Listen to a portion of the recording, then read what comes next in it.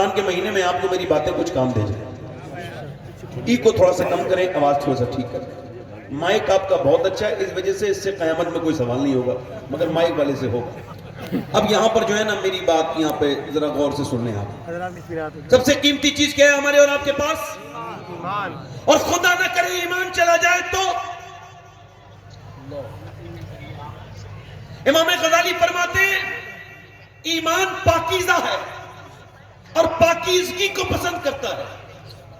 جب گندگی زیادہ ہو جاتی ہے تو ایمان سینے میں بے چین ہونے لگتا ہے.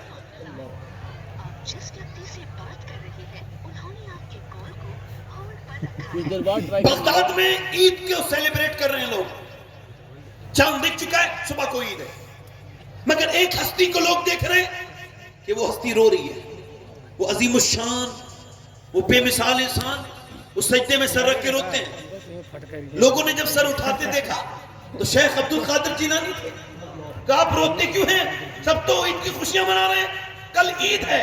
تو میرے غوث اعظم نے فرمایا لوگ کہتے ہیں کل عید ہے, پرسوں عید ہے. عبد القادر کی عید اس دن ہوگی جس دن ایمان کے ساتھ دنیا سے جائے گا.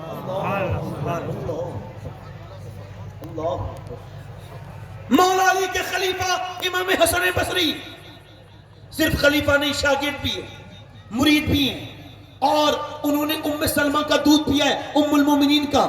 اور وہ فرماتے ہیں کہ میرا ایک مرید تھا جو حافظ تھا, بہترین قاری تھا. پورے بصرہ میں اس سے زیادہ پکا حافظ اور پورے بصرہ میں اس سے زیادہ پکا قاری کوئی نہیں تھا. وہ کہتے ہیں وہ میرے پاس ایک دن آیا اور آ کے کہنے لگا حضور میں برباد ہو گیا, زارو قطار رونے لگا, مچلنے لگا. میں نے کہا کیا ہوا؟ کہنے لگا میں حضور کہیں کا نہ بچا. کہا بتاؤ کیا ہوا ہے؟ کہنے لگے کل سے حضور قرآن کی ایک آیت بھی مجھے یاد نہیں, میرے سینے سے سارا قرآن نکل چکا ہے. کہا کیا ہوا تھا؟ کہا کل دوپہر میں ایک لڑکی کا پیچھا کر رہا تھا, بدنگاہی کرتے کرتے اس کے پیچھے پہنچ چلا. اس نے مجھے پلٹ کے دیکھا اور کہا تو ایک تو حافظ قرآن اور دوسرا مسلمان, اور پھر بھی ایک مسلمان لڑکی کو بری نظر سے دیکھتا ہے, تجھ کو شرم نہیں آتی؟ کہتے ہیں اس کے الفاظ پورے نہیں ہوئے تھے کہ میرے سینے میں گھبراہٹ پیدا ہوئی. اس کے الفاظ نشتر کی طرح میرے سینے میں چپ گئے اور مجھے گھبراہٹ پیدا ہوئی, پسینے آئے, اور پھر اس کے بعد مجھے قرآن یاد نہیں رہا. حضور ابھی میرا اللہ ناراض ہوا ہے تو میرے سینے سے قرآن نکلا ہے, کہیں ایسا نہ ہو میرا ایمان بھی نکل جائے. یہ کہہ کے وہ اتنا رویا کہ بے ہوشی کی کیفیت ہو گئی.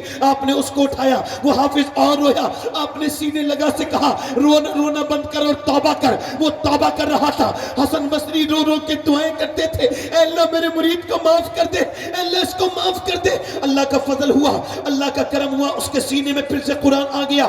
مگر نہ تو کوئی حسن بصری کی طرح آج کے زمانے میں پیر موجود ہے, نہ اس کی طرح مرید موجود ہے جس نے احساس کر لیا تھا. میرے کہنے کا مطلب یہ ہے ایک صحابی رسول ہے, اس کا نام ہے عتبہ بن غزوان. وہ تلوار چلا رہے ہیں. امام غزالی نے احیاء العلوم میں لکھا ہے وہ تلوار چلاتے چلاتے اپنی آنکھ کو نکالتے ہیں اور اپنی آنکھ نکال کے نیچے پھینک دیتے ہیں. اب ان کی آنکھ سے آنسو بھی گر رہے تھے اور ایک آنکھ سے خون کے لوتھڑے گرتے تھے. ابو موسیٰ شری کہتے ہیں بھیڑ لگ گئی. میں نے پوچھا کیا ہوا؟ وہ بتاتا نہیں تھا. میں نے کہا بتانا. کہنے لگے گناہ کا ذکر بھی گناہ ہے. میں نے بتانا تو نے یہ کیا کیا, یہ تیری آنکھوں کا کیا ہو گیا, تو نے آنکھ کیوں نکال دی؟ کہنے لگے ابھی میں تلوار چلا رہا تھا, ایک لڑکی پہ بری نظر پڑ گئی, میں نے ایک عورت کو بری نظر سے دیکھ لیا. کہا پھر؟ کہ حضور کی حدیث یاد آئی جو بدنگاہی کرے گا اس کی آنکھ میں جہنم کی آکیلیں ٹھوکی جائیں گی. کہا پھر میرے نبی کا فرمان حق ہے, سچ ہے. میں تو ایک کیڑے کو برداشت نہیں کر سکتا تو جہنم کی کیلیں کیسے برداشت کروں گا؟ میں نے اپنی آنکھ نکال کے پھینک دی.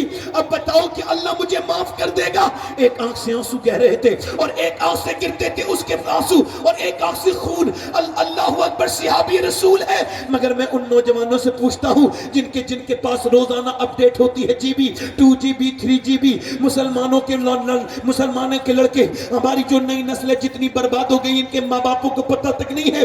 ان کی تنہائیاں برباد ہو گئی, ان کی تنہائیوں میں کچھ نہیں بچا. انہیں جیو کی ڈیٹا لے گیا, انہیں جو ہے وہ انہیں ایئرٹیل کا ڈیٹا لے گیا. روز ڈیٹا اپڈیٹ ہوتا ہے, کہتے ہیں اس کو خرچ کریں گے اور اس کو گندی تصویروں میں خرچ کرتے ہیں, گندی فلموں میں خرچ کرتے ہیں. کوئی مسلمان لڑکا ایسا بچا ہوگا اللہ ماشاءاللہ جس نے گندی تصویر نہ دیکھی ہو, یا جو رات کو فلم دیکھ کے نہ سوتا ہو.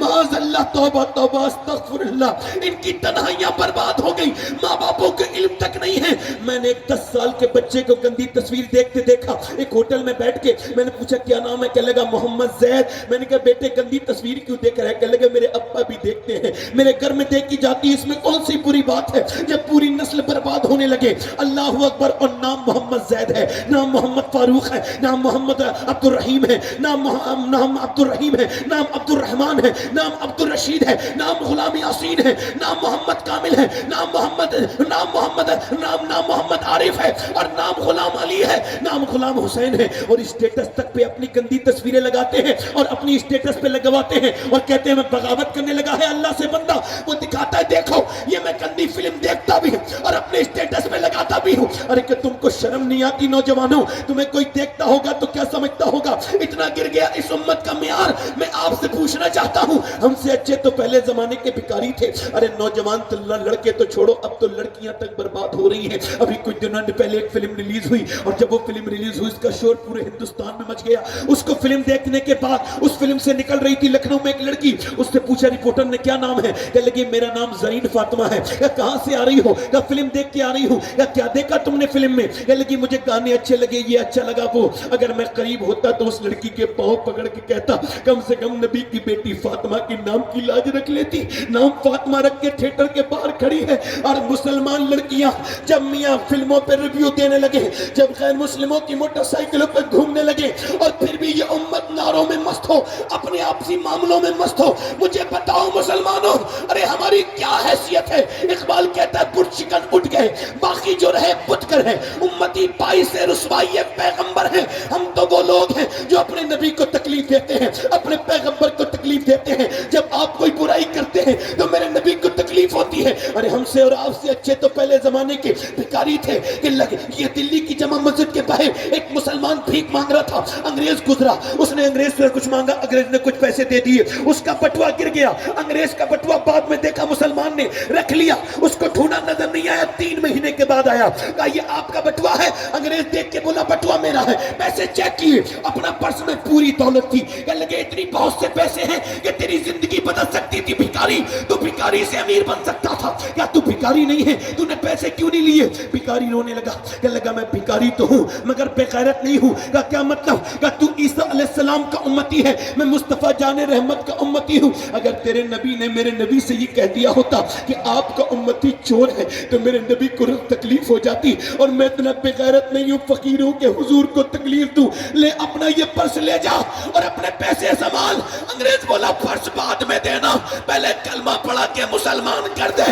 جس امت کے بھکاری کی ایمانداری کا یہ عالم ہے، اس امت کے نبی کی ایمانداری کا عالم کیا ہوگا؟ سبحان اللہ، سبحان اللہ.